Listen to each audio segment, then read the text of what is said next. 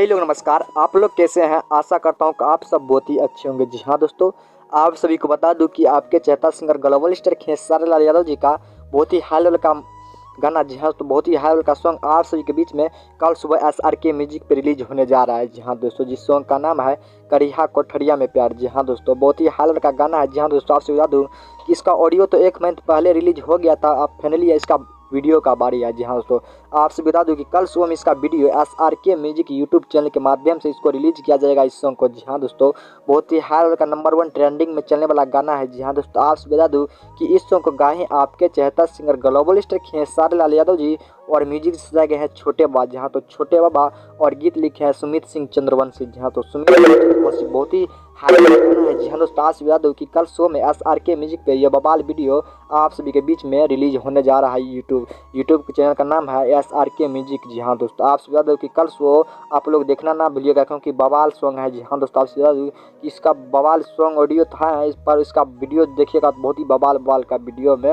Location नज़र आने वाला है। जी